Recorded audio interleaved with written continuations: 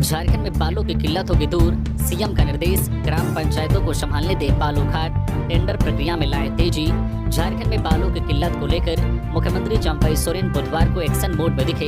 उन्होंने अधिकारियों को निर्देश दिया है कि राज्य में चिन्हित 369 बालू घाटों को संभालने की जिम्मेदारी ग्राम पंचायतों को दे। उन्होंने कहा है कि बालू घाटों की टेंडर प्रक्रिया में तेजी लाई जाए। मुख्यमंत्री ने अधिकारियों को निर्देश देते हुए कहा है कि यह सुनिश्चित किया जाए कि आम लोगों को आसानी से बालू मिल सके।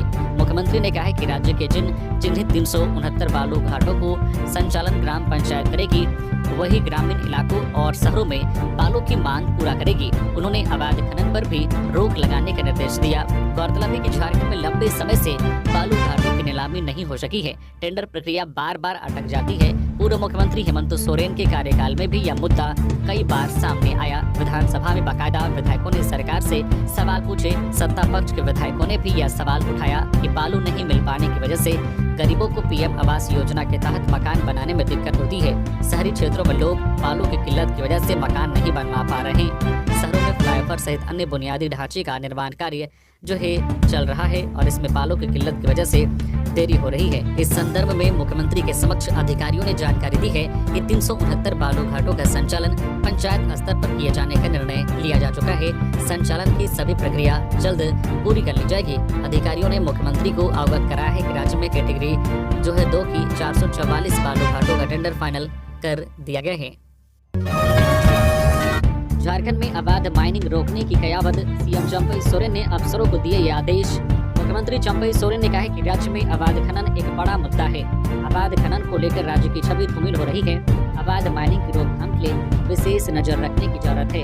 अवैध खनन से जुड़े लोगों पर पुलिस कानूनी कार्रवाई सुनिश्चित करे। मुख्यमंत्री ने अधिकारियों को निर्देश दिया है कि राज्य और जिला स्तर पर अवैध खनन की रोकथाम के लिए गठित टास्क फोर्स को सक्रिय करे। मुख्यमंत्री ने अधिकारियों से कहा है कि कोयला, बालू, अयस्क, पत्थर सहित अन्य जो खनिज संपदाओं के अवैध खनन और उसके ट्रांसपोर्टिंग को रोकने के लिए सभी जरूरी कदम उठाए जाएं। मुख्यमंत्री ने अधिकारियों से कहा है कि अवैध खनन रोकने के नाम पर सिर्फ वाहनों को पकड़कर एफआईआर दर्ज करने की खानापूर्ति न करे, बल्कि बिना चालान के वाहनों में कैसे कोयला लोडिंग की जाती है इसकी भी जांच सुनिश्चित करे। मुख्यमंत्री ने कहा है कि बिना चालान वाहनों में कोयला लोडिंग नहीं की जा सके, इसके लिए खनन कार्य करने वाले कोयला कंपनियों की जिम्मेदारी तय करे। झारखंड में 2 लड़कियों के साथ सामूहिक दुष्कर्म, 3 नाबालिग गिरफ्तार। झारखंड के गुमला जिले में एक निर्माणाधीन मकान में 2 लड़कियों के साथ दुष्कर्म करने के आरोप में 3 नाबालिगों को गिरफ्तार किया गया है। पुलिस ने बुधवार को यह जानकारी दी। पुलिस के मुताबिक यह घटना डुमरी थाना क्षेत्र के एक गांव की है। पुलिस के एक अधिकारी के मुताबिक दोनों लड़कियां 9 मार्च को गांव के पास बाबा टांगीनाथ धाम में महाशिवरात्रि के एक मेले में गए थे, जहां उनकी मुलाकात एक परिचित से हुई, जिसने अपने दोस्त के साथ उन्हें अपनी मोटरसाइकिल पर घर छोड़ने की पेशकश की। पुलिस अधीक्षक शंभू कुमार सिंह के मुताबिक दोनों लड़के लड़कियों को अपने गाँव ले जाने के बजाय एक निर्माणाधीन मकान में ले गए, जहाँ उन्होंने लड़कियों को 2 दिन तक कैद में रखा। इसके बाद दोनों का एक और दोस्त आया तथा तीनों ने बारी बारी से दोनों लड़कियों के साथ दुष्कर्म किया। लड़कियों के माता पिता ने उनकी काफी तलाश करने के बाद 11 मार्च की शाम को गुमशुदगी की शिकायत दर्ज कराई थी। पुलिस अधीक्षक ने बताया कि मंगलवार को निर्माणाधीन मकान से पुलिस ने लड़कियों को छुड़ाया और तीनों जो है नाबालिग लड़कों को हिरासत में ले लिया है। आरोपियों को सुधार गृह भेज दिया गया है। झारखंड में 16 से 18 मार्च तक होगी बारिश। इस दिन से फिर खिलेगी धूप। मौसम में हो रहे बदलाव को लेकर स्वास्थ्य विभाग ने जारी किया अलर्ट। झारखंड में पश्चिमी विक्षोभ का असर एक बार फिर देखने को मिलेगा। मौसम विभाग के अनुसार 16 मार्च से एक बार फिर झारखंड में बारिश होगी। राज्य के उत्तर पश्चिमी, मध्य और दक्षिणी हिस्सों में हल्की बारिश हो सकती है, जबकि 17 मार्च को भी कहीं कहीं बारिश के आसार हैं। 18 मार्च को पश्चिमी इलाके में बारिश का अनुमान जताया गया है। वहीं 20 मार्च से एक बार फिर मौसम साफ हो जाएगा। बारिश के कारण तापमान में भी उतार चढ़ाव देखने को मिलेगा। तापमान में हो रहे उतार चढ़ाव के कारण लोगों के बीमार होने की संभावना बढ़ रही है। सर्दी, जुकाम, बुखार और गले में खराश जैसे समस्याएं लोगों में देखने को मिल रही है। हाल के दिनों की बात करें तो अस्पतालों में सर्दी, खांसी और गले में दर्द वाले मरीजों की संख्या 40% बढ़ गई है। मौसमी रोग से पीड़ित 50 से अधिक मरीज हर दिन रिम्स में इलाज के लिए आ रहे हैं। ऐसे में विभाग ने लोगों से सतर्क रहने की अपील की है। रिम्स के फिजिशियन डॉक्टर विद्यापति ने बताया कि लगातार बदलाव हो रहे मौसम में लोगों को संभल कर रहना चाहिए। मौसम और तापमान के अनुसार जो है कपड़ा पहनना चाहिए। खान पान और जो है जीवन शैली उसी के अनुरूप होनी चाहिए। जरा सी लापरवाही आपको बीमार हो सकती है। कांग्रेस विधायक के ठिकानों पर ईडी के छापे जारी। भाजपा बोली जमीन लूट, रंगदारी और दबंगई है अंबा प्रसाद के परिवार की पहचान। कांग्रेस की युवा विधायक अंबा प्रसाद के ठिकानों पर प्रवर्तन निदेशालय ईडी के छापे जारी हैं। इसी बीच मुख्य विपक्षी दल भारतीय जनता पार्टी भाजपा ने कांग्रेस और अंबा प्रसाद एवं उनके परिवार पर जोरदार हमला बोला है। भाजपा के वरिष्ठ नेता और प्रदेश महामंत्री आदित्य शाहू ने कहा है कि जमीन लूट, रंगदारी और दबंगई अंबा प्रसाद के परिवार की पहचान है। आदित्य शाहू ने बुधवार को प्रेस कॉन्फ्रेंस करके अंबा प्रसाद, उनके परिवार और राज्य में सत्तारूढ़ गठबंधन पर हमला बोला। उन्होंने कांग्रेस पार्टी को भ्रष्टाचार की जननी करार दिया। कहा है कि यह पार्टी भ्रष्टाचार की जननी है, उसका पोषण करती है और भ्रष्टाचार करने वालों को संरक्षण भी देती है। झारखंड भाजपा के प्रदेश महामंत्री आदित्य शाहू ने प्रेस को संबोधित करते हुए कहा कि कांग्रेस पार्टी का शीर्ष नेतृत्व खुद जमानत पर है, चाहे वह सोनिया गांधी हो या राहुल गांधी। इन सबके खिलाफ भ्रष्टाचार और घोटालों के गंभीर आरोप लगे हैं। झारखंड बंद कर आर्थिक नाकेबंदी की आदिवासी संगठनों ने दी चेतावनी। पूर्व मुख्यमंत्री हेमंत सोरेन के समर्थन में अलग अलग आदिवासी संगठनों ने बुधवार को न्याय आक्रोश मार्च निकाला। आदिवासी संगठनों के लोगों ने अपने अपने तरीके से पारंपरिक हथियार और वेशभूषा धारण करके पूरे शहर में रैली निकाली। इसके जरिए उन्होंने केंद्र सरकार व ईडी को चेतावनी दी है कि यदि हेमंत सोरेन को जल्द रिहा नहीं किया गया तो झारखंड से खनिज संपदा बाहर जाने नहीं दिया जाएगा। आर्थिक नाकेबंदी जैसे हालत भी पैदा करते हुए झारखंड बंद किया जाएगा। यह भी ऐलान किया है कि जरूरत पड़ी तो महिलाएं भी सड़कों पर उतरेंगी। कोकर से राजभवन तक निकाले गए आक्रोश मार्च का नेतृत्व केंद्रीय सरना समिति के अध्यक्ष अजय तिर्की ने की। उन्होंने आरोप लगाया है कि भाजपा सत्ता हाथियाने के लिए स्वतंत्र एजेंसी का दुरुपयोग कर रही है। उन्होंने कहा है कि केंद्र सरकार तानाशाही नीति पर चल रही है। देश में एकमात्र आदिवासी मुख्यमंत्री को केंद्र की भाजपा सरकार ने CNT एक्ट जमीन पर फंसाया। जिस तरह से मात्र 8 एकड़ भूहरी जमीन खरीद बिक्री के झूठे मामले में जेल भेजा है वह बर्दाश्त नहीं किया जाएगा। विरोध मार्च में शामिल महिलाओं ने कहा है कि यदि हेमंत सोरेन को नहीं छोड़ा गया तो वे लोग जनी शिकार करके जेल का फाटक तोड़कर उन्हें रिहा करेंगे। तालाब में नहाने गई छात्रा के साथ गैंग रेप, 5 लड़कों ने की दरिंदगी। केस दर्ज चाईबासा के मंझगांव थाना क्षेत्र के गढ़केशना गांव में 13 वर्षीय स्कूली छात्रा के साथ कुछ लड़कों ने सामूहिक दुष्कर्म किया। 13 मार्च को पीड़ित छात्रा की मां ने इसकी सूचना मंझगांव थाना को दी। पीड़ित छात्रा की मां ने बताया है कि मंगलवार सुबह 11 बजे उनकी बेटी नहाने के लिए गांव से ही कुछ दूरी पर स्थित तालाब पर गई थी। उसी दौरान गढ़केशना गांव के 5 लड़कों ने मेरी बेटी के साथ सामूहिक दुष्कर्म किया। पीड़िता की मां ने पुलिस को बताया है कि लड़कों ने किसी को नहीं बताने की धमकी दी थी। धमकी के कारण हम लोग भी डरे हुए थे। काफी देर बाद छात्रा अर्धनग्न अवस्था में घर पहुंची और डर और लज्जा के कारण उसने घर में कुछ नहीं बताया। शाम को जब हम लोग जंगल से घर आए तो काफी पूछने के बाद घटना की जानकारी दी। काफी हिम्मत कर बुधवार सुबह 10 बजे मंझगांव थाना प्रभारी को घटना की जानकारी दी। सूचना के अनुसार छात्रा उत्क्रमित उच्च विद्यालय किशनगढ़ में पढ़ाई कर रही है। थाना प्रभारी विनोद तिर्की ने पुलिस वाहन भेजकर पीड़ित छात्रा का मेडिकल जांच करवाया और मामला दर्ज कर अनुसंधान में जुट गए हैं। मंझगांव के थाना प्रभारी विनोद तिर्की ने कहा है कि स्कूली छात्रा के साथ सामूहिक दुष्कर्म की सूचना परिजनों ने दी है। पुलिस पूरे मामले की जाँच कर रही है। JPSC सिविल सेवा परीक्षा की तिथि बढ़ाने की उठी मांग, गवर्नर और CM को सौंपा ज्ञापन। झारखंड लोक सेवा आयोग द्वारा 17 मार्च को आयोजित झारखंड संयुक्त सैनिक सेवा प्रतियोगिता परीक्षा 2023 की तिथि बढ़ाने की मांग को लेकर आसू पार्टी ने राज्यपाल, मुख्यमंत्री और झारखंड लोक सेवा आयोग के अध्यक्ष के नाम मांग पत्र सौंपा। आसू पार्टी के केंद्रीय संगठन सचिव S अली ने बताया कि JPSC द्वारा झारखंड संयुक्त सैनिक सेवा प्रतियोगिता परीक्षा के लिए आवेदन करने की अंतिम तिथि 3 मार्च था। वही प्रारंभिक परीक्षा की तिथि 17 मार्च घोषित है। अभ्यर्थियों को परीक्षा की तैयारी के लिए मात्र 14 दिनों का समय दिया गया है, जो नाकाफी है। नियमानुसार JPSC को प्रारंभिक परीक्षा की तैयारी हेतु कम से कम 45 दिनों का समय दिया जाना चाहिए, जैसे अन्य राज्यों में दिया जाता है। गिरिडीह में पशु तस्करी के आरोप में 6 लोग गिरफ्तार, 3 पिकअप वाहन भी जब्त। जिले की बेंगाबाद थाना पुलिस ने पशुओं की तस्करी के आरोप में 6 लोगों को गिरफ्तार किया है। SP दीपक कुमार शर्मा ने बताया है कि वाहन जांच के क्रम में पशुओं को ले जा रहे 3 पिकअप वाहनों को जब्त किया गया। इसके साथ ही चालक समेत तस्करी में शामिल 6 लोगों को गिरफ्तार कर जेल भेज दिया गया है। गिरफ्तार आरोपियों से पूछताछ की जा रही है। चौकीदार को ग्रामीणों ने बनाया बंधक, घर में घुसकर महिला से दुष्कर्म का आरोप। ग्रामीणों ने 3 घंटे बनाया बंधक, भेजा गया जेल। गिरिडीह में पुलिस की वर्दी पर दाग लगा है। यहाँ जिले के गांवा थाना में कार्यरत एक चौकीदार पर एक महिला ने दुष्कर्म करने का आरोप लगाया है। पुलिस ने बुधवार को आरोपी चौकीदार को गिरफ्तार कर न्यायिक हिरासत में जेल भेज दिया है। पीड़ित महिला की ओर से थाने में आवेदन दिया गया है। जानकारी के अनुसार बिरने पंचायत के चौकीदार शंकर साव पर एक गांव की महिला ने दुष्कर्म करने का आरोप लगाया है। पीड़ित महिला की ओर से थाने में दिए गए आवेदन के मुताबिक आरोपी चौकीदार बीते 2-3 सालों से महिला का शारीरिक शोषण कर रहा था। महिला ने बताया कि चौकीदार द्वारा उनके पति को जान से मारने की धमकी दी जा रही थी।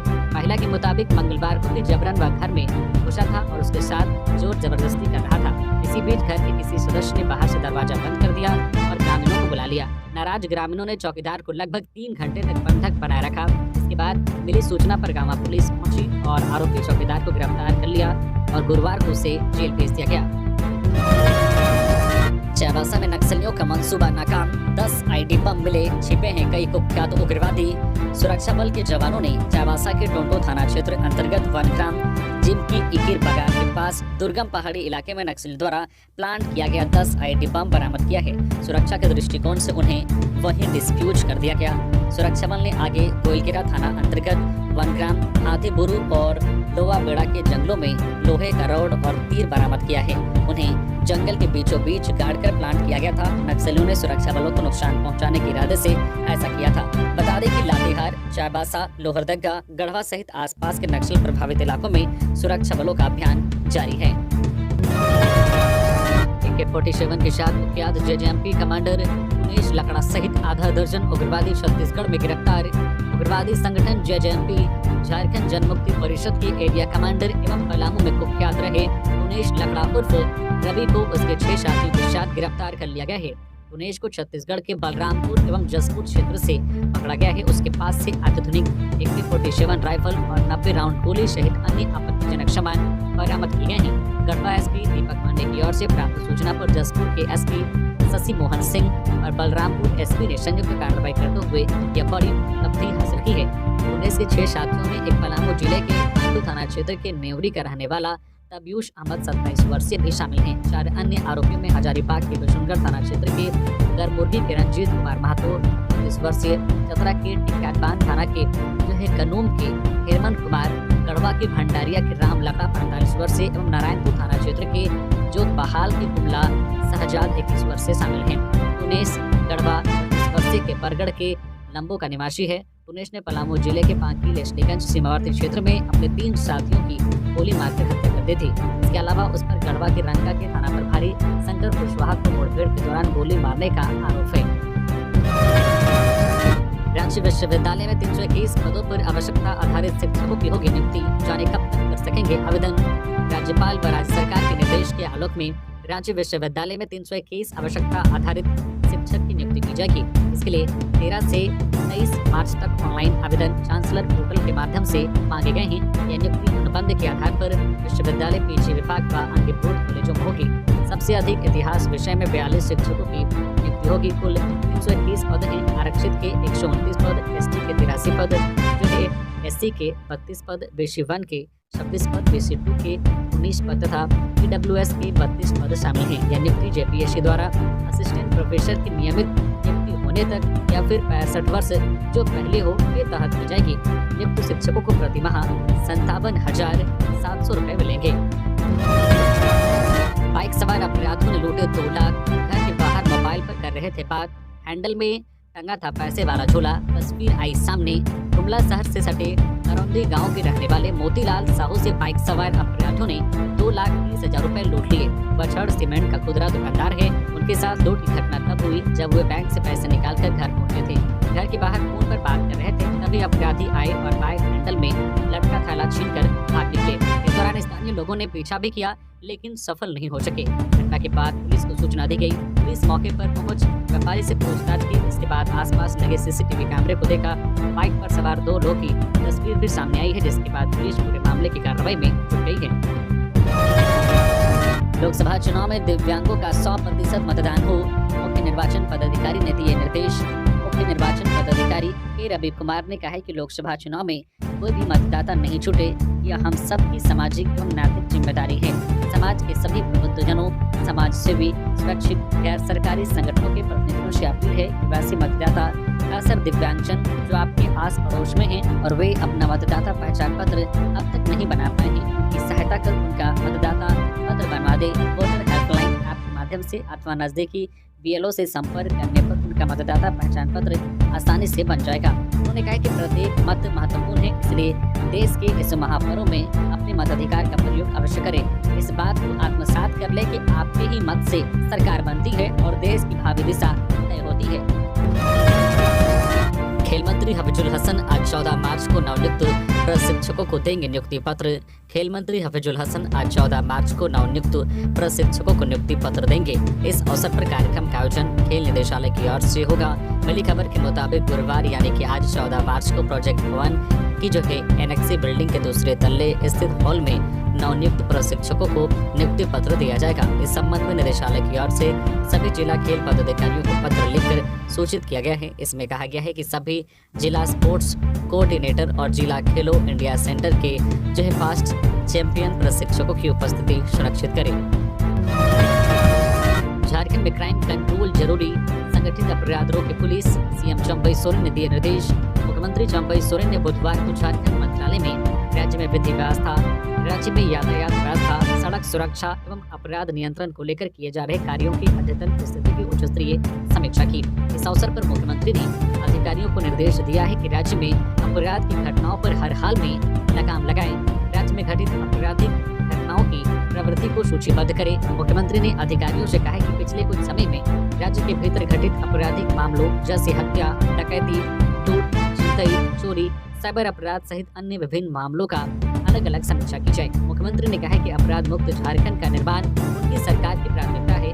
मुख्यमंत्री ने अधिकारियों को निर्देश दिया है कि जमीन खरीद बिक्री से जुड़े आपराधिक घटनाओं की जांच कर संलिप्त लोगों पर कड़ी कार्रवाई सुनिश्चित करें। मुख्यमंत्री ने कहा है कि अपराधी जिन्होंने जमीन खरीद बिक्री को लेकर हत्या तथा फ्रॉड की घटनाओं को अंजाम दिया है, उन्हें चिन्हित कर प्राथमिकता के तौर पर सजा दिलाई जाए। मुख्यमंत्री ने अधिकारियों से कहा है कि अफीम की खेती रोकने के लिए लोगों को जागरूक करें। अफीम की खेती रोकने हेतु जंगल बचाओ ग्राम समितियों को साथ लेकर जागरूकता अभियान चलाया जाए। बिजली विभाग के गोदाम में लगी भीषण आग, लाखों का केबल और ट्रांसफार्मर जलकर खाक, समय रहते आग पर पाया गया काबू। जमशेदपुर के परसोड़ी थाना क्षेत्र के करंडी स्थित बिजली विभाग के गोदाम में अचानक आग लग गई, जिससे पूरे इलाके में अफरा तफरी का माहौल बन गया।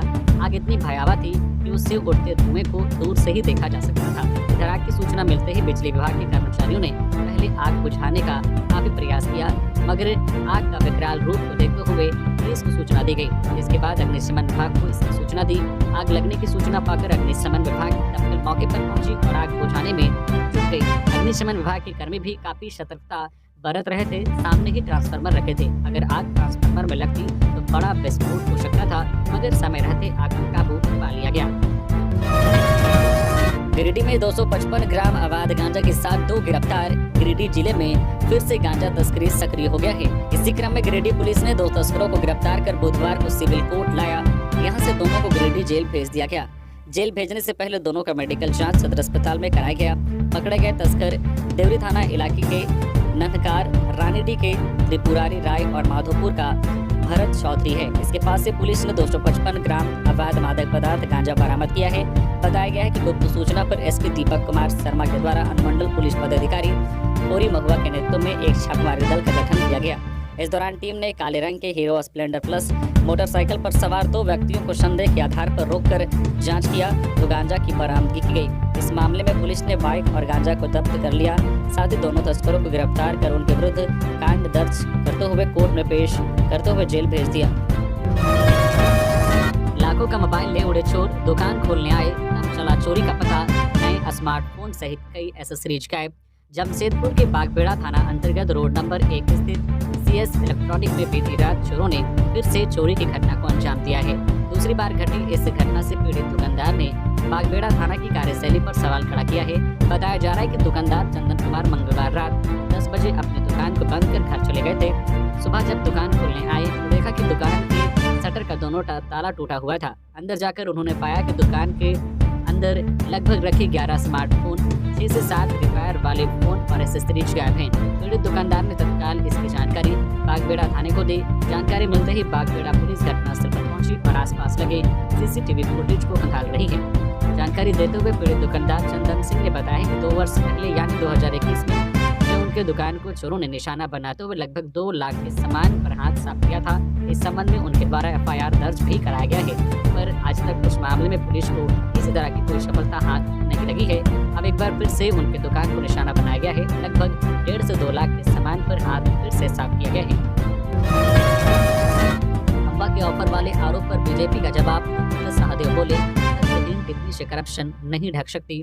कांग्रेस विधायक अम्बा प्रसाद के बीजेपी से ऑफर वाले आरोप पर पार्टी के प्रदेश प्रवक्ता प्रफुल्ल सहदेव ने कहा कि तथ्यहीन टिप्पणी से करप्शन को नहीं ढका जा सकता है। उन्होंने कहा कि इस तरह के बयान देकर विधायक अम्बा लोगों का ध्यान भ्रष्टाचार के आरोपों पर से हटाना चाहती है। सहदेव ने कहा कि ये याद रखा जाना चाहिए कि अम्बा प्रसाद उसी कांग्रेस पार्टी के विधायक है जिस कांग्रेस के झारखंड के सांसद के पास से ईडी ने 350 करोड़ रुपए कैश बरामद किए हैं। कहा कि इस मामले का खुलासा होना भी बाकी है कि कांग्रेस सांसद के पास इतने कैश कहां से आए। गौरतलब है कि बड़कागांव विधायक अम्बा प्रसाद ने ईडी की कार्रवाई पर कहा कि उन्हें बीजेपी की टिकट पर लोकसभा का चुनाव लड़ने को कहा गया था। उन पर हजारीबाग और उसके बाद चतरा से चुनाव लड़ने का दबाव बनाया जा रहा था। जब वह नहीं मानी, ईडी की छापेमारी द्वारा परेशान किया जा रहा है। इसके साथ ही उन्होंने कहा कि उन्हें सदन में NTPC और अडानी के खिलाफ आवाज उठाने की सजा मिल रही है। गुमला के मजदूर की महाराष्ट्र में मौत, संदिग्ध हालत में मिला शव, हत्या की आशंका, बॉडी मंगवाने की परिजनों ने लगाई गुहार। सदर थाना क्षेत्र के फसिया पंचायत के करौंदी गांव के रहने वाले राजा बड़ाई 35 वर्षीय की मौत महाराष्ट्र में हो गई है। महाराष्ट्र पुलिस ने संदिग्ध स्थिति में शव को बुल्डाना जिला के थाना खानगांव से बरामद किया है। जानकारी के मुताबिक राजा बड़ाई 9 मार्च को महाराष्ट्र के लिए गुमला से निकला था। उसकी पत्नी उषा देवी और एक बच्चा महाराष्ट्र में ही था। पत्नी ने ही राजा बड़ाई को बुलाया था। महाराष्ट्र पुलिस ने राजा बड़ाई का शव जहां से बरामद किया, वहीं एक बच्चा भी बरामद किया गया है। बच्चा सुरक्षित है। पुलिस ने शव को बरामद कर खानगांव सरकारी अस्पताल ले गया, वहीं परिजनों को भी सूचित कर दिया गया है। पुलिस की ओर से जानकारी मिलने के बाद मृत मजदूर के बड़े भाई विनोद बड़ाई ने बुधवार को मजदूर संघ CFTUI के प्रदेश सचिव जुम्मन खान को लिखित आवेदन देकर मृतक मजदूर राजा बड़ाई का शव मंगवाने की गुहार लगाई है।